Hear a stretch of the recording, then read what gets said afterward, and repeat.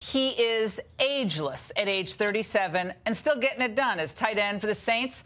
Tough game last night. Running back Mark Ingram says he's so ripped he looks like the Under Armour mannequin. Here from the aforementioned Players Coalition is the New Orleans Saints, Ben Watson. Hey, Ben, great to see you. How you doing? I'm doing well. How you doing, Laura? All right, I'm not bad. The Under Armour mannequin, I mean, that ain't bad. I think I saw that and I'm like, gosh, that's got to make you feel good, even if you had a tough game last night. You heard the angle, Ben.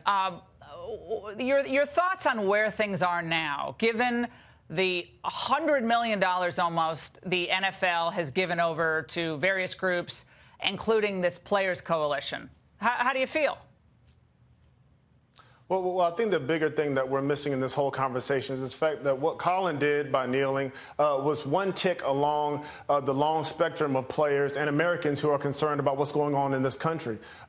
People, everyday people, fathers, brothers, sisters, they're all concerned when they see things that happen on television, or maybe they experience something themselves. And so what Colin did obviously brought a lot of attention, but this is one thing along a long spectrum, and specifically when you talk about the coalition. Look, tomorrow we're actually having a Listen and Learn tour in New Orleans, learning about the criminal justice system, educating ourselves, hearing from grassroots organizations who are involved in this, going to bail hearings, hearing from people who are now able to vote because of a law that was recently passed here in the state of Louisiana. So players are engaged. Players want to learn. Players want to advocate. And I heard Burgess say something before about what guys are not doing. Let me tell you something. I'm a father of 5.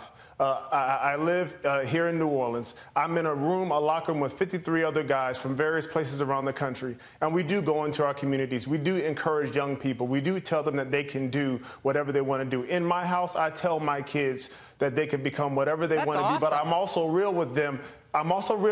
Laura, telling them that there are certain challenges that they're going to face because of the color of their skin. Well, this is what Eric Reed said, who obviously was supporting Colin Kaepernick early on. He's a free agent. I guess he hasn't been signed with anyone yet, which is tragic because he's a really good player.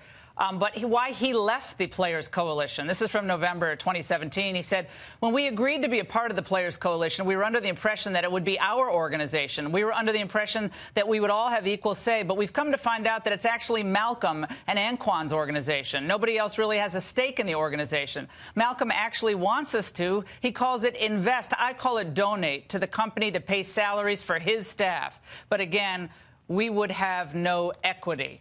What's your reaction to his ongoing complaint about what happened with this Players Coalition, where a huge amount of money is going into concerns about where that money is actually ending up, who's getting what, and what audit is being done, and all that?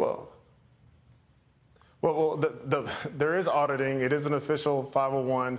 All that stuff is right. The NFL wouldn't be giving money if they didn't know how to trace it and know where it's going. So all that stuff is taken care of. As far as Eric, he is. I'm glad you mentioned that he's a great player, because he is a great player, and he's one that should be in this league.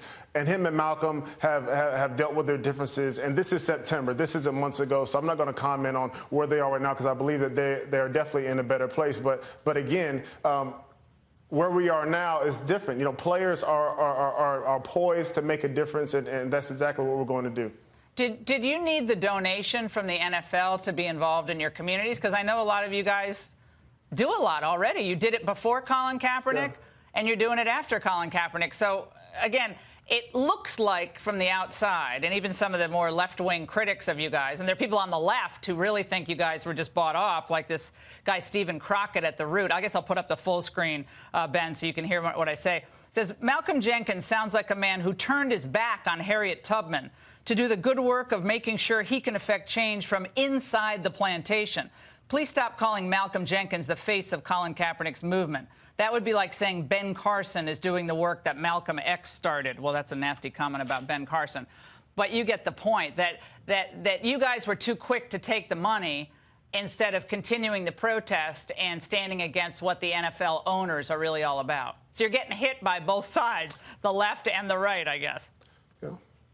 Well, honestly, Laura, I can understand how from the outside it may look that way, but when you're on the inside and you understand, again, that generations of players coming to this point and moving forward are going to be concerned about the issues that all Americans should be concerned about, you understand that the money being donated was simply us and the NFL coming together and negotiating that, and then being willing to support some of our causes. I think that we can learn a lesson from what has happened here, because on the outside again, and when you watch the news and when you hear the tribalism that's going on, there's a lot of back and forth, but there's no communication.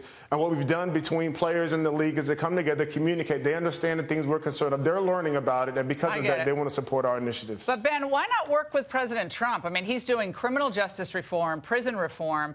He's reached out to you guys, given an olive branch, saying, you guys have ideas, bring them to my committee, and we'll consider them. I'll let you have the last word briefly. This is the President of the United States. He has ample resources. He has gone through thousands and thousands of people who need pardons. We wrote an op-ed actually talking about we want systemic change, not just a pardon here or there, although that may be great for someone that happens. We want it to be a place where these issues don't even happen. So it's broader than that. But we do, Lord, commend the President on his willingness. But, okay, so what I'm saying is they are doing prison reform now. And he has expressed, as I played in the angle, a desire perhaps, which kind of ticks off a lot of conservatives, but to do a broader criminal justice reform. He's bringing in all these people, including Van Jones, who's also getting money from the NFL. So why not, forget the politics for a moment's sake. We could actually get something done with this president, even with all of our differences on other issues or his tweets or whatever. You know what I'm saying? Like, just come and talk to him. I think you'd actually find someone who would actually want to work with you on a lot of things. That's my sense. Well, final thoughts. Well, after I get off this interview, please forward me the president's number so that I can contact him directly so we can come work. As players, we are open to any invitation from the president of the United States, obviously, and we will go work with him. But for me, I'll say this one thing for me. This issue of justice is important because in the book of Micah, it says to act justly and to walk humbly with your God. And so this is just one of those issues. But that's for me, a great one. It's something that really goes home. Thank you so much, Ben Watts.